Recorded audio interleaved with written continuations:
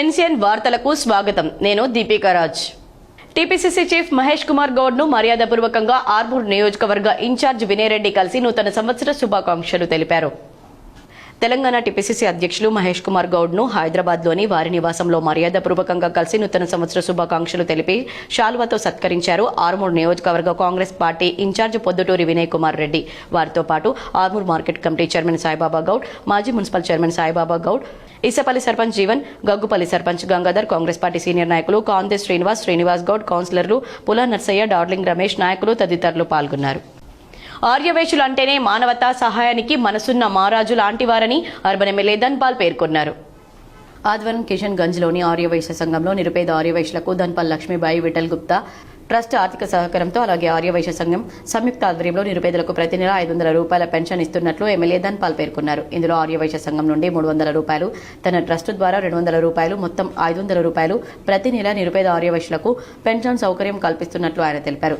ఇందులో 72 మందికి తమ ద్వారా పెన్షన్ అందుతున్నట్లు ఆయన చెప్పారు. అలాగే అందించే 500 పెన్షన్తో పాటు ప్రతి నెల దాతలు ముందుకు వచ్చి 500 రూపాయల పెన్షన్తో పాటు నెలకు సరిపడా నిత్యావసర సరుకులు అందివ్వడానికి ముందుకు రావడం అభినందనీయమన్నారు. ఆర్యవైశ్య పేద ప్రజలకు ప్రభుత్వం నుండి ఇళ్ల స్థలాలు రాకున్నా, పెన్షన్ రాకున్నా తన క్యాంపు కార్యాలయానికి వచ్చి పేరు నమోదు చేసుకుని వెళ్లవచ్చని, వారికి అర్హులైతే పెన్షన్ వచ్చే విధంగా తన వంతు కృషి చేస్తానని భరోసా కల్పించారు. ఈ కార్యక్రమంలో మాజీ మున్సిపల్ చైర్పర్సన్ ముక్కా దేవేందర్ గుప్తా, ఆర్యవైశ్య సంఘం పట్టణ అధ్యక్షులు ధన్పాల్ శ్రీనివాస్ గుప్తా, ప్రధాన కార్యదర్శి ఇల్లెందుల ప్రభాకర్ గుప్తా, గాలి నాగరాజు గుప్తా, లాభిశెట్టి శ్రీనివాస్ గుప్తా తదితరులు పాల్గొన్నారు.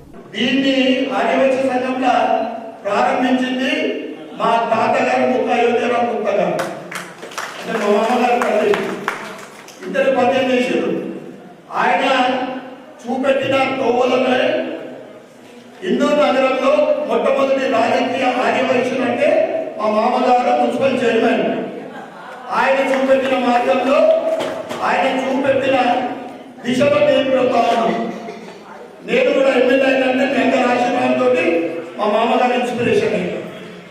భవిష్యత్తులో మీ ఆర్యవైశ్య పేదలకు ముఖ్యంగా ఏదైనా అవసరం అనుకుంటే, ఆరోగ్య రీత్యా బాగా మేజర్గా ఉంటే నా ఎమ్మెల్యే క్యాంపు చెప్పి. నిజామాబాద్ పోలీస్ కమిషనరేట్ పరిధిలో గడిచిన వారం రోజుల్లో 102 డ్రంక్ అండ్ డ్రైవ్ కేసులు నమోదయ్యాయని సిపి సాయి చైతన్య తెలిపారు. నిజామాబాద్ పోలీస్ కమిషనరేట్ పరిధిలోని నిజామాబాద్, ఆర్మూర్, బోధన్ డివిజన్ మరియు ట్రాఫిక్ పోలీస్ స్టేషన్ల పరిధిలోని అన్ని పోలీస్ స్టేషన్ సమీపాల్లో వారి పోలీస్ స్టేషన్ సరిహద్దుల్లో వాహనాల తనిఖీలు నిర్వహించడం జరుగుతుందని, ఇందులో భాగంగా 29 డిసెంబర్ నుండి 31 డిసెంబర్ వరకు వాహనాల తనిఖీలు నిర్వహించగా ఇందులో మొత్తం 102 కేసులు నమోదు చేయడం జరిగిందన్నారు. వీరందరినీ సంబంధిత కోర్టుల్లో హాజరుపరచగా ఈ 102 మందికి కోర్టుల్లో 9,50,000 రూపాయల జరిమానా విధించామన్నారు. ఇందులో 7 మందికి వారం రోజుల పాటు జైలు శిక్ష విధించడం జరిగిందని నిజామాబాద్ పోలీస్ కమిషనర్ సాయి చైతన్య తెలిపారు. ప్రజలు మద్యం సేవించి వాహనాలు నడపరాదని, వాహనదారులు వాహనానికి సంబంధించినటువంటి పత్రములు సక్రమంగా తమ వద్ద ఉంచుకోవాలని తెలిపారు. ఎన్ని రకాల ఒత్తిడులున్నా ఆరోగ్యాన్ని ఏమాత్రం నిర్లక్ష్యం చేయవద్దని అర్బన్ ఎమ్మెల్యే ధన్పాల్ సూర్యనారాయణ గుప్తా పేర్కొన్నారు. నిజామాబాద్ జిల్లా కేంద్రంలోని కిషన్ గంజ్లో ఆర్యవైశ్య పట్టణ సంఘం ఆధ్వర్యంలో ఏర్పాటు చేసిన ఉచిత ఆరోగ్య శిబిరానికి ముఖ్య అతిథిగా అర్బన్ ఎమ్మెల్యే ధన్పాల్ సూర్యనారాయణ గుప్తా హాజరయ్యారు. అంతకుముందు వాసవి కన్యక పరమేశ్వరి ఆలయంలో ప్రత్యేక పూజలను ఎమ్మెల్యే ధన్పాల్ నిర్వహించారు. ఈ ఉచిత హెల్త్ క్యాంప్కి సన్ రైజ్ హాస్పిటల్, మనోరమ హాస్పిటల్కు చెందిన వైద్యులు పాల్గొని వివిధ ఆరోగ్యపరమైన పరీక్షలు నిర్వహించారు.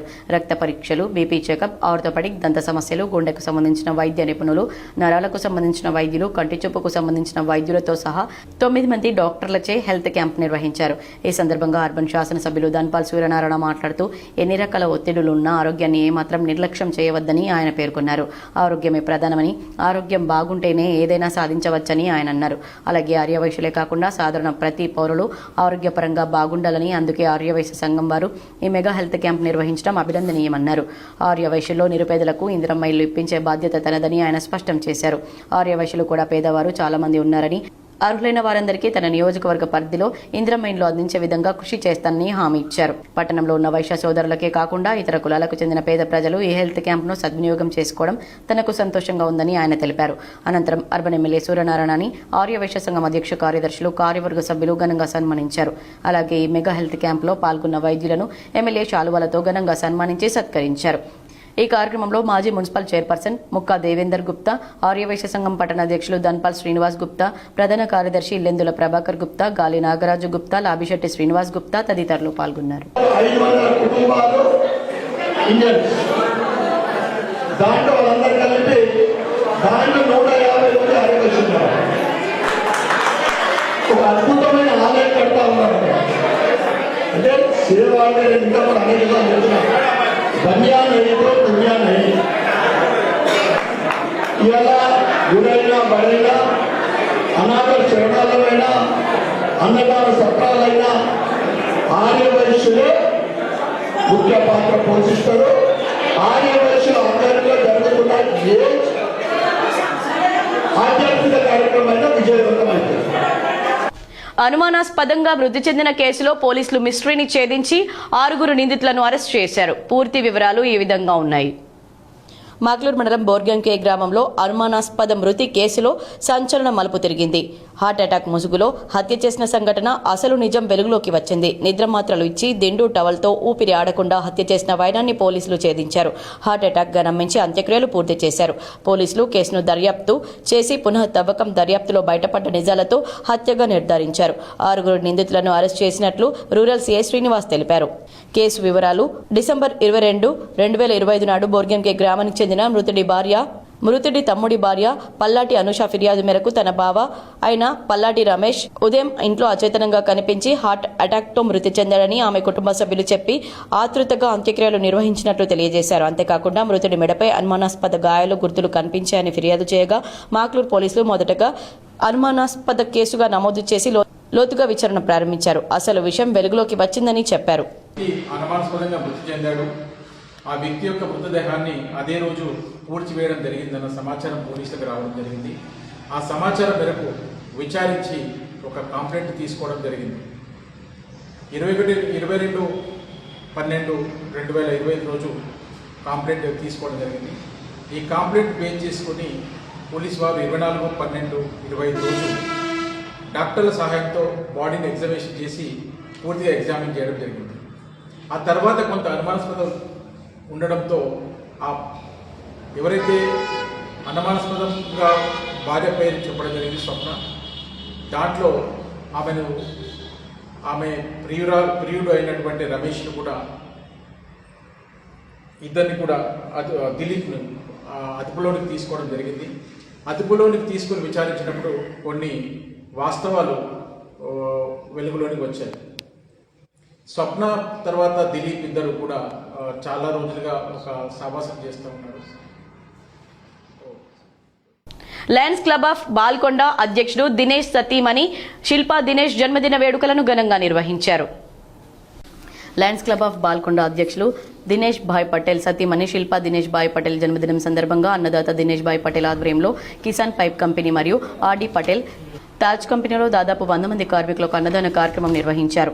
ఈ కార్యక్రమంలో Lions Club zone chairman Gnanasagar Reddy, district chairman Pendam Jeevan, president Dinesh Patel, secretary Chakulingam, treasurer Vamshidhar Reddy, club member Ramakanth, Raj Goud, Madhusudan, Mallesh తదితరులు పాల్గొన్నారు. చమురు నిల్వలపై ఆధిపత్యం కోసమే వెనుజులాపై అమెరికా దాడిని తీవ్రంగా సిపిఐఎంఎల్ న్యూ డెమోక్రసీ నాయకులు ఆకుల పాపయ్య ఖండించారు. అమెరికా వెనుజులా దేశంలో ఉన్న అపారమైన చమురు నిల్వలు ప్రపంచ దేశాల్లో ఎక్కడ లేవని, వాటిపై ఆధిపత్యం కోసమే వెనుజులాపై అమెరికా దాడి చేసి ఆ దేశ అధ్యక్షుని అరెస్ట్ చేసి నిర్బంధించడాన్ని, ఈ దాడులను సిపిఐఎంఎల్ న్యూ డెమోక్రసీ పార్టీ తీవ్రంగా వ్యతిరేకిస్తూ ఖండిస్తుందని ఆ పార్టీ జిల్లా కార్యదర్శి ఆకుల పాపయ్య తెలిపారు. ప్రపంచంలో అరబ్ దేశాల తర్వాత అత్యధికంగా ఆయిల్ నిల్వలు ఉన్న దక్షిణ అమెరికా ప్రాంతంలోని దేశాల్లో ఒకటైన వెనుజులా దేశంలో 303 బిలియన్ బ్యారెళ్ల నిల్వలు ఆ ఒక్క దేశంలోనే ఉన్నాయని, అందుకే ఈ దాడులు చేస్తుందన్నారు. అమెరికాలోకి చొరబాటుదారులు రాకుండా కట్టడి చేసే నిఘా వ్యవస్థ ఉన్నప్పుడు అమెరికా దేశంలోకి వెనుజులా దేశం డ్రగ్స్ ఎలా సరఫరా చేస్తుందని ప్రశ్నించారు. అక్కడ బాంబులేసి ఆ దేశ అధ్యక్షుడిని అరెస్టు చేయడం అనేది ఒక తీవ్రమైన చర్య. ఒక దేశంలో జోక్యం కల్పించుకోవడం అనేది దీన్ని సిపిఐఎంఎల్ న్యూ డెమోక్రసీ తీవ్రంగా ఖండిస్తుంది. అక్కడున్న గ్యాస్ నిల్వలు, పెట్రోల్ నిల్వలు ఉన్నాయని చెప్పేసి ఆ దేశంలో గతంలో ఈ అధ్యక్షుడికి వ్యతిరేకంగా ఎలక్షన్స్లో నువ్వు పోటీ పెట్టావు, నువ్వు ఓడిపోయావు, అక్కడ ప్రజలందరూ ఆ అధ్యక్షుడిని గెలిపించుకున్న అధ్యక్షుడిని ఇవాళ మీరు అరెస్ట్ చేయడము, అక్కడ మారక ద్రవ్యాలు మా దేశానికి పంపిస్తుండనన్ను అంటే నీ దేశం అంత బలహీనంగా ఉందా? ఒకవేళ అక్కడ వచ్చినట్టయితే వాళ్ళని ఎందుకు నువ్వు చేసుకోలేకపోతుండ్రు? ఇంకొక దేశం మీద దాడి చేయడం అనేది సరైనది కాదు. మరికొన్ని మండలాల వార్తలు.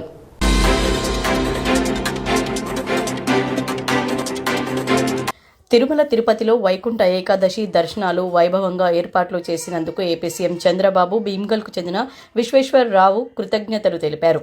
సామాన్య భక్తులకు కూడా లక్కీ డిప్లో వైకుంఠ ఏకాదశి రోజుతో పాటు ద్వాదశి త్రయోదశి రోజుల్లో కూడా దర్శనాలు కల్పించాలని ఏపీ సీఎం చంద్రబాబును విశ్వేశ్వరరావు కోరారు. ఓం నమో వెంకటేశాయ నమః. ఈ సంవత్సరం వైకుంఠ ఏకాదశి అన్ని దర్శనాలు అన్ని చాలా బ్రహ్మాండంగా చేయించాడు చంద్రబాబు నాయుడు గారికి నమస్కారం.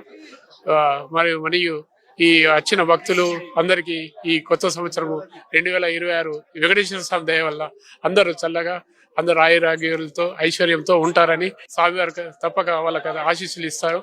ఇంకోటి చిన్న మా యొక్క భక్తుల విన్నపము చంద్రబాబు నాయుడు గారికి కూడా నేను విన్నవించేది ఏంటంటే ఈ యొక్క లక్కీ డిపో ద్వారా వచ్చినట్టు ఈ 3 రోజులు కూడా 30 వైకుంఠ ఏకాదశి ద్వాదశి త్రయోదశి నాడు కూడా 300 కానీ లేకుంటే అందరికీ ఉచిత దర్శనాలు చేస్తే ఇంకో బాగుంటుండే. దయచేసి ఈ విన్నపాన్ని మన్నిస్తారు. ఫ్రీ దర్శనాలే భక్తులకు, సామాన్య భక్తులకు చాలా బ్రహ్మాండంగా చేశాడు. ఇంకా ఈ యొక్క వైకుంఠ ఏకాదశి ద్వాదశి త్రయోదశి నాడు కూడా ఈ కొత్త సంవత్సరం కొందరు సామాన్య భక్తులు కూడా ఈ క్యూ లైన్లో పంపితే చాలా బ్రహ్మాండంగా ఉంటుందని ఈ తిరుమల దేవస్థానం వారికి, పాలక మండలికి మరియు ముఖ్యమంత్రి చంద్రబాబు నాయుడు గారికి మా యొక్క విన్నపం. చాలా ఆనందంగా ఉంది. ఈసారి చేసిన ఏర్పాట్లు చాలా బ్రహ్మాండంగా ఉన్నాయి. సామాన్య భక్తులకు కూడా అవకాశం ఉంటే బాగుంటది. ఏదంటే ఉచిత దర్శనం, ఇదే క్యూ లైన్, ఇదే లక్కీ డిప్ తీశారు, వాళ్ళకు చాలా బ్రహ్మాండంగా ఉంది. మాలాగానే ఇంకో సామాన్య భక్తులు కూడా వైకుంఠ ఏకాదశి ద్వాదశి త్రయోదశి నాడు ముఖ్యమంత్రి గారు ఇది కూడా చేయాలి, వచ్చే సంవత్సరం కూడా కల్పిస్తారని, ఈ పాలక మండలి తిరుపతి దేవస్థానం కల్పిస్తారని భక్తులందరూ ఆశిస్తున్నారు. ఇదొక్కటి చేస్తే అంత బ్రహ్మాండంగా ఉంది. ఈసారి చాలా బ్రహ్మాండంగా ఉంది. ఎన్సీఎన్ వార్తలు ఇంతటితో సమాప్తం. తిరిగి ప్రసారమయ్యే వార్తల్లో మళ్ళీ కలుద్దాం.